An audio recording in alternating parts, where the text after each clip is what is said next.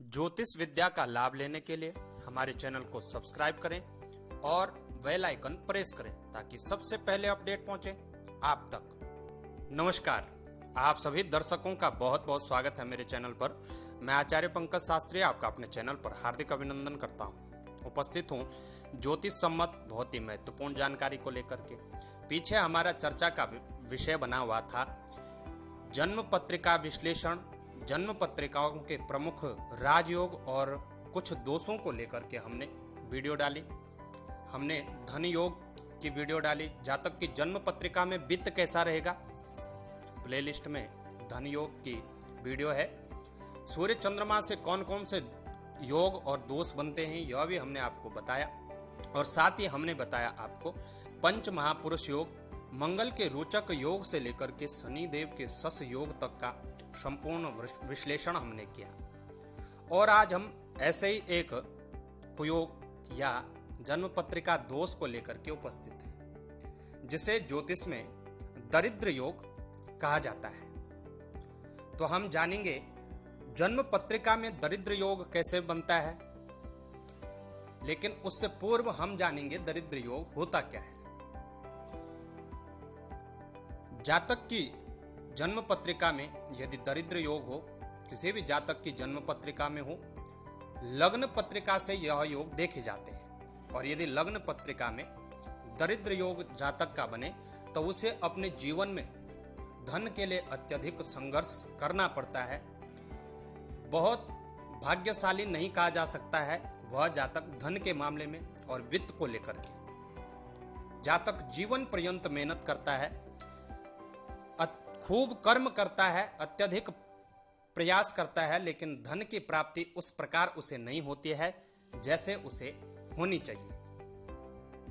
प्रायः हम जितने भी कार्य करते हैं, चाहे वह शिक्षा से संबंधित हो, पढ़ाई लिखाई से संबंधित हो, यहाँ तक कि ये जो वीडियो बन रही है इससे संबंधित हो, किसी न किसी का मूलतः कारण एक ही है, वह है धन।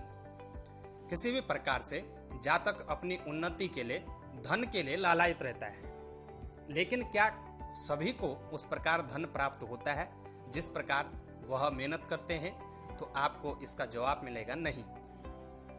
आपके भी क्षेत्र में ऐसे कई लोग होंगे और हमारे क्षेत्र में भी कई ऐसे लोग हैं, कईयों की जन्म पत्रिकाएं मैंने देखी हैं खुद, जो जातक अत्यधिक परिश्रम करते हैं, दिन रात मेहनत पर लगे रहते हैं, अपने कार्य क्षेत्र में लगे पड़े हैं, लेकिन उन्हें उस हिसाब से फल प्राप्ति नहीं होती है। लेकिन कई जातक होते हैं जो थोड़ा सा ही प्रयत्न करने पर उन्हें सब सुख समृद्धि प्राप्ति हो जाती है और उन्हें अधिक धन की प्राप्ति हो जाती है। इसी को ज्योतिष में व इसी को सनातन धर्म प्रारब्ध कहा गया है। प्रारब्ध यानी भाग्य। कर्म के साथ साथ भाग्य नितांत आवश्यक है। जैसा हम कर्म करेंगे, यदि हमारा भाग्य हमारे साथ है तो निश्चित ही हमें सफलता मिलेगी। लेकिन कई लोग कर्म करते करते थक जाते हैं, लेकिन भाग्य साथ नहीं देता और वह लोग असफल हो जाते हैं, जीवन में निराश हो जाते हैं, हताश हो जाते हैं। तो ऐसे ही कई दोष हैं, दोषों के उपाय भी हैं, उपाय भी हम बताएंगे, उपायों की सीरीज हम अलग देंगे। लेकिन पहले बात करते हैं दोषों की। निश्चित ही यदि आप भी भाग्य पर भरोसा करते हैं और निश्चित रूप से करते हैं तभी आप यह वीडियो देख रहे हैं। तो भाग्य पर यदि भरोसा करते हैं तो आप अपनी जन्म पत्रिका को खोलिए और हम बताएंगे, देखेंगे अपनी जन्म पत्रिका में कहीं हमारी जन्म पत्रिका में भी तो दरिद्र योग नहीं है, कहीं हमारी भी कमाई से ज़्यादा खर्चा तो नहीं होता, कहीं हम भी अनेक प्रकार से ऋणों से घिरे तो नहीं हैं, बहुत सारा कर्जा तो हमारे ऊपर नहीं है। और यदि यह है तो क्या इसका उपाय होना चाहिए, इन बातों पर भी हम चर्चा करेंगे। तो आइए बात करते हैं। खोल लीजिए अपनी जन्म पत्रिका और देखिए उसमें कुछ ऐसी स्थिति यदि बनती है तो निश्चित ही आपकी जन्म पत्रिका में दरिद्र योग बन सकता है। तो दरिद्र योग का जो पहला सूत्र है वह है, यदि भाग्येश यानी भाग्य भाव का स्वामी, नौवां भाव उसका स्वामी अष्टम स्थान में चले जाए और पांचवें भाव का स्वामी पंचमेश जिसे कहते हैं वह छठे स्थान में चले जाए तो यहाँ पर जातक को दरिद्र योग जातक की जन्म पत्रिका में मिलता है और जातक को धन के लिए अत्यधिक परिश्रम करना पड़ता है, अत्यधिक प्रयास करना पड़ सकता है। दूसरा सूत्र है, यदि कुंडली में लग्नेश यानी लग्न का स्वामी, चतुर्थेश चतुर्थ भाव का स्वामी और भाग्येश भाग्य भाव का स्वामी अष्टम स्थान में चले जाएं और निर्बल होकर के स्थित हो जाएं तो जातक को जीवन भर निर्धनता का सामना करना पड़ सकता है।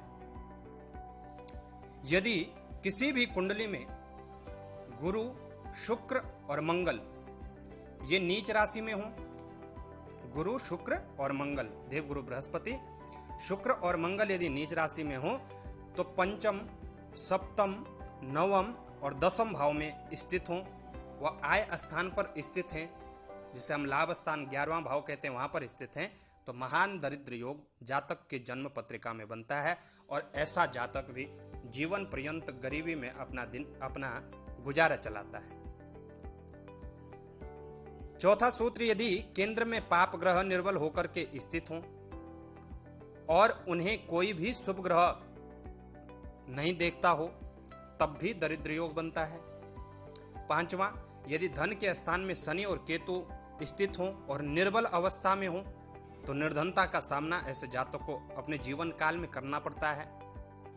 छठा सूत्र है, चंद्रमा, बुध, गुरु और शुक्र यदि निर्बल हो, पाप ग्रहों से दृष्ट हो तो मनुष्य धन विहीन होता है, उसको अपने जीवन में दरिद्रता का आभास होता है और वह जीवन पर्यंत धन के लिए लालायत रहता है, प्रयासरत रहता है।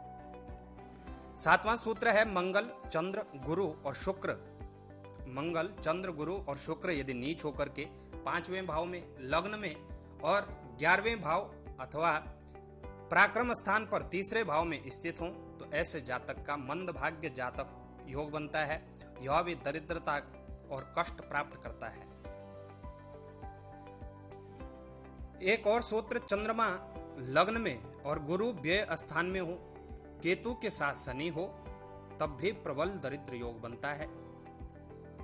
वृषभ, सिंह, वृश्चिक, कुंभ लग्न हो, पाप ग्रह केंद्र में हो, त्रिकोण पाप ग्रह केंद्र या त्रिकोण में हो, शुभ ग्रहों की इन पर दृष्टि न हो तो भी दरिद्र योग जातक के जीवन में बनता है।